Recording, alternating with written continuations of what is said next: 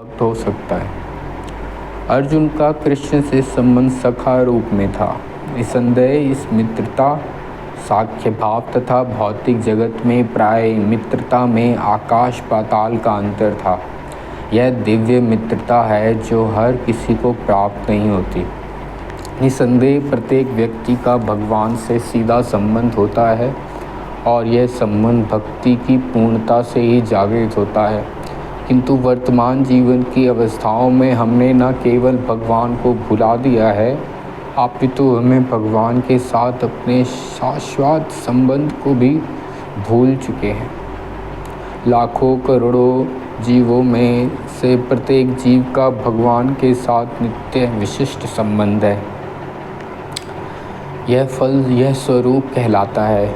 भक्ति योग की प्रक्रिया द्वारा यह स्वरूप जागृत किया जाता है, तब यह अवस्था स्वरूप सिद्धि कहलाती है। यह स्वरूप की अर्थात स्वाभाविक या मूलभूत स्थिति की पूर्णता कहलाती है। ये तब अर्जुन भक्त था और प्रेमी मैं यह भगवान के संपर्क में था। हमें इस बात पर विशेष ध्यान देना चाहिए कि अर्जुन ने भागवतम गीता को किस तरह ग्रहण किया। इसका वर्णन 10वें अध्याय में इस प्रकार हुआ है।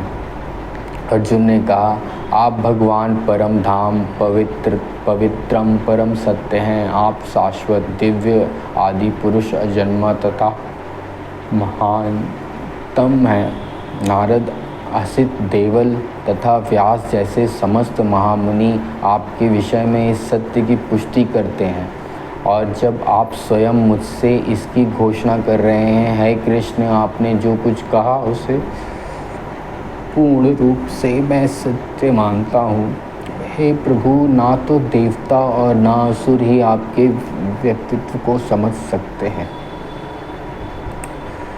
भगवान से भगवतम गीता सुनने के बाद अर्जुन ने कृष्ण को परम ब्रह्म स्वीकार कर लिया। प्रत्येक जीव ब्रह्म है, लेकिन परम पुरुषोत्तम भगवान परम ब्रह्म है। परम धाम का अर्थ है कि वह सबों के परम आश्रय या धाम है। पवित्रम का अर्थ है कि वह शुद्ध और भौतिक कल्मशों से आरंजित है। पुरुषोत्तम का अर्थ है कि वह परम भोक्ता है। शाश्वत अर्थात सनातन, दिव्यम अर्थात दिव्य, आदि देवम भगवान अजम अजन्मा तथा विभूषु अर्थात महानतम है। कोई यह सोच सकता है कि चूँकि कृष्ण अर्जुन के मित्र थे, तब अर्जुन यह सब चाटुकारिता के रूप में कह रहा है। लेकिन अर्जुन भागवतम गीता के पाठकों के मन में इस प्रकार के संदेह को दूर करने के लिए अगले श्लोक में इसी प्रशंसा की पुष्टि करता है, जब वह ये कहता है कि कृष्ण को मैं ही भगवान नहीं मानता, अपितु नारद, असित, देवल तथा व्यासदेव जैसे महापुरुष भी स्वीकार करते हैं।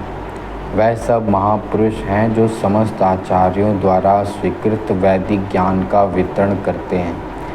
तब अर्जुन कृष्ण से कहता है कि वह जो कुछ भी कहते हैं उसे वह पूर्ण सत्य मानता है।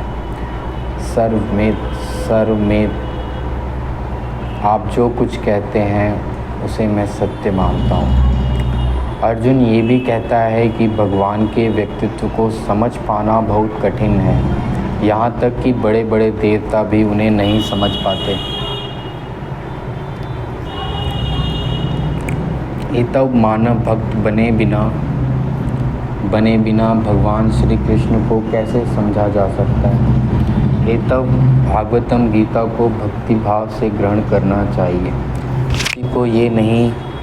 किसी को ये नहीं सोचना चाहिए कि वह कृष्ण के तुल्य है या वह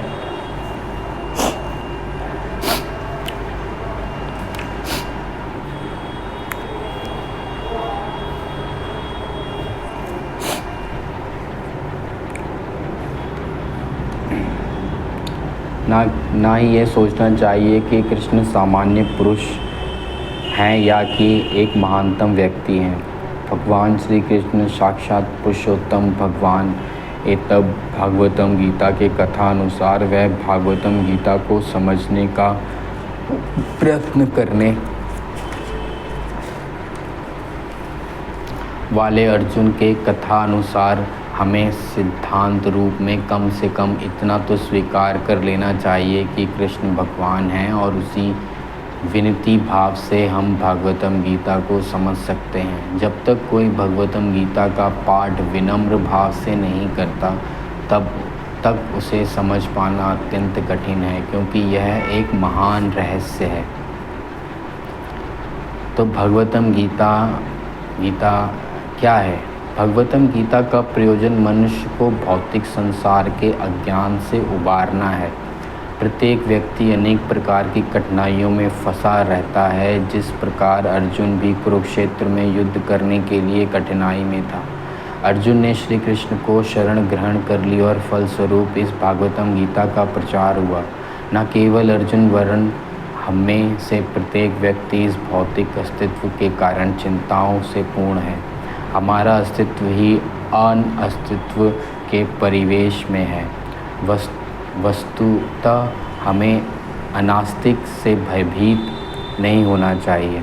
हमारा अस्तित्व सनातन है, लेकिन हम किसी न किसी कारण से असत में डाल दिए गए हैं।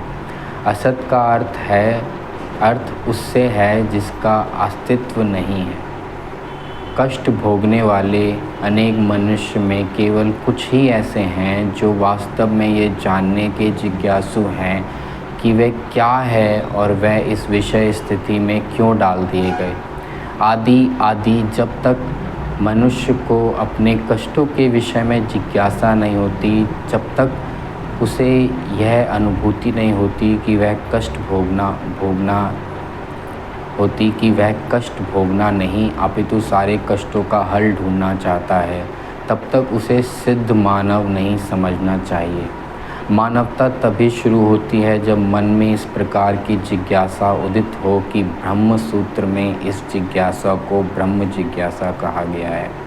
अतः तो ब्रह्म जिज्ञासा मनुष्य के सारे कार्यकलापों तथा असफल माने जाने चाहिए।